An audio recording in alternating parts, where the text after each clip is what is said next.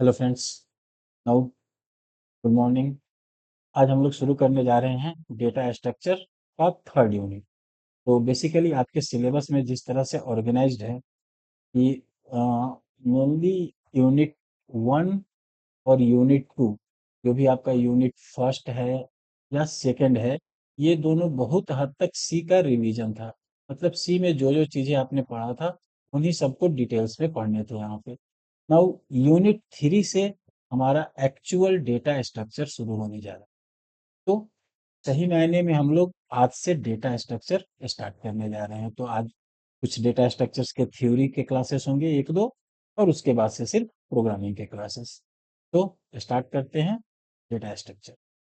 Now data जो भी होता है हमारा, सिंपली पहले तो डेटा स्ट्रक्चर का डेफिनेशन देखते हैं। डेटा क्या होता है? जो भी हमारे पास डेटा होता है, या तो वो सिंगल वैल्यूड होता है या फिर सेट ऑफ वैल्यूज होते हैं, बहुत सारे वैल्यू होते हैं या फिर सिंगल वैल्यू होते हैं। तो वैसे डेटा को प्रोसेस करने के लिए ये जरूरी है कि उनको ऑर्गेनाइज करके रखा जाए किसी मैनर में, किसी पार्टिकुलर फैशन में। मतलब डेटा सिंगल वैल्यू हो सकता है, मल्टीपल वैल्यू हो सकता है, सेट ऑफ वैल्यूज हो सकते हैं। तो उनको प्रोसेस करने के लिए उन्हें उसी हिसाब से हमें ऑर्गेनाइज करके रखना पड़ता है डेटा स्ट्रक्चर पे। अब यही ऑर्गेनाइजेशन किसी पार्टिकुलर फैशन में अगर हम उन्हें ऑर्गेनाइज करते हैं, तो यही हमें बताता है स्ट्रक्चरिंग ऑफ डेटा। यहीं से हमको डेटा का स्ट्रक्चर मिलता है। कहने का मतलब हम लोग डेटा को जिस तरीके से स्टोर कराएंगे, जिस पार्टिकुलर फैशन में या पार्टिकुलर मैनर में ऑर्गेनाइज करेंगे, वो एक तरह का डेटा का स्ट्रक्चर होगा। सो वैसे हम कह सकते हैं डिफिनेशन के तौर पे कि डेटा स्ट्रक्चर क्या है। Data structure is a way, एक तरीका है to of organising all data items, जहां हम लोग सारे डेटा आइटम को ऑर्गेनाइज करते हैं।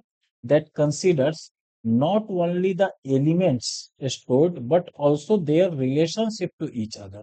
कहने का मतलब डेटा स्ट्रक्चर क्या है? डेटा स्ट्रक्चर एक तरीका है जिसमें हम सारे डेटा आइटम को ऑर्गेनाइज करते हैं, जहां पे हम सिर्फ डेटा आइटम यानी एलिमेंट्स को ही कंसीडर नहीं करते हैं, बल्कि उनके बीच के रिलेशनशिप को भी कंसीडर करते हैं कि एक दूसरे से वो जितने भी डेटा हैं, वो सारे डेटा एलिमेंट्स एक दूसरे से किस तरह के का रिलेशनशिप है उनके बीच में। डेटा स्ट्रक्चर सिर्फ डेटा को ऑर्गेनाइज करने के लिए ही यूज नहीं होता है। ये डेटा को प्रोसेस करने के लिए भी यूज होता है, रिट्राइव करने के लिए भी यूज होता है, और स्टोरेज के लिए भी यूज होता है।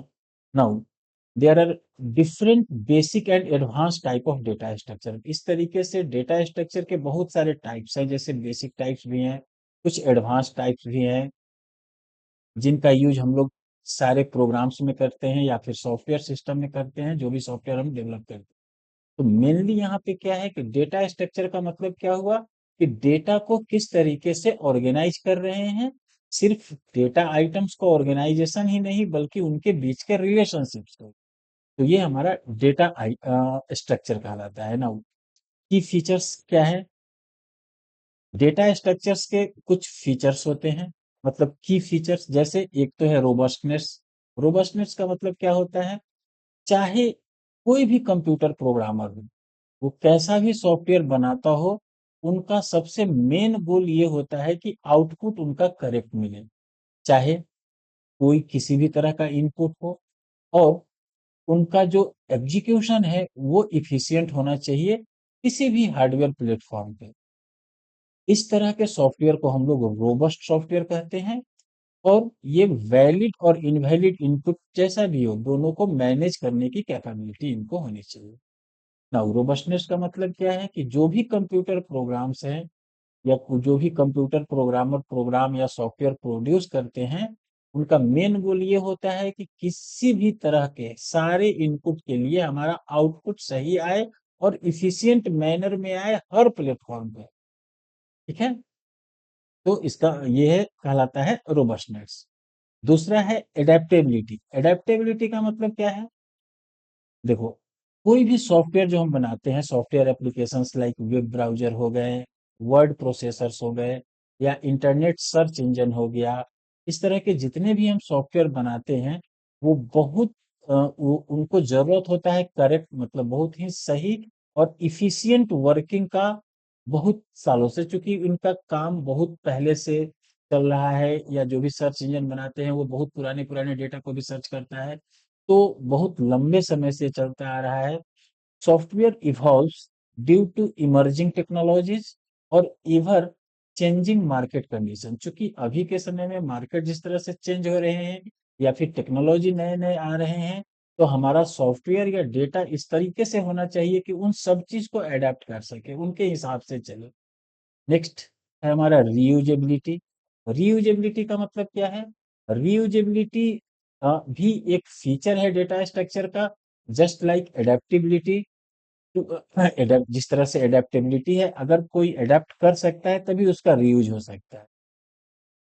It is known that the programmer needs many resources to build any software, making it a costly enterprise। मतलब किसी भी सॉफ्टवेयर को प्रिपेयर करने के लिए प्रोग्रामर को बहुत सारे रिसोर्सेस की जरूरत पड़ती है, जो उनके सॉफ्टवेयर को कॉस्टली बना देता है। अगर सॉफ्टवेयर को इस तरीके से डेवलप किया जाए कि वो रीयूजेबल हो और एडेप्टेबल हो, तो फिर can be applied in most future application. तो इस सॉफ्टवेयर को किसी दूसरे एप्लीकेशन में भी अप्लाई किया जा सकता है, मतलब इनके कोड को दोबारा रीयूज किया जा सकता है। और ये सारा चीज हो सकता है by quality of your data structure. ठीक है, by executing quality data structure. अगर हम डेटा स्ट्रक्चर की क्वालिटी हमारा सही होगा, तो ये पॉसिबल है कि हम रीयूजेबल सॉफ्टवेयर बना सके, जो कॉस्ट इफेक्टिव हो और टाइम सेविंग हो हमारे। तो ये सारे कुछ फीचर्स, की फीचर्स होते हैं डेटा स्ट्रक्चर्स के। नाउ डेटा स्ट्रक्चर के कुछ एडवांटेज और डिसएडवांटेजेस भी हैं। जैसे डेटा स्ट्रक्चर के कुछ एडवांटेज हैं। पहला advantage, improve data organisation and storage efficiency. मतलब स्टोरेज को इफिशिएंट बनाता है, डेटा ऑर्गेनाइजेशन को इम्प्रूव करता है, plus faster data retrieval, data का रिट्राइवल फास्ट तरीके से होता है, मैनिपुलेशन भी फास्ट हो सकता है। Facilitates the design of algorithm for solving complex problem.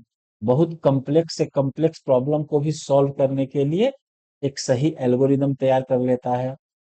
eases the task of updating and maintaining data. Data को मेंटेन करने का या अपडेट करने के जो टास्क है, उनको आसानी से कर लेता है।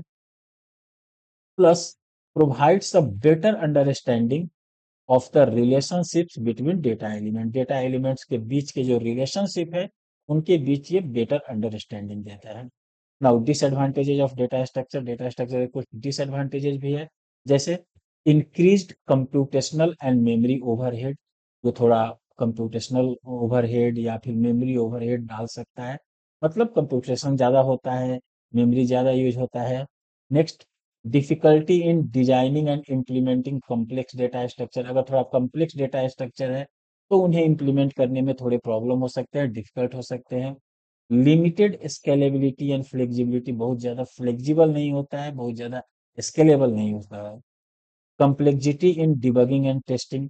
टेस्टिंग और डिबगिंग में भी थोड़ा कम्प्लेक्सिटी आ सकता है।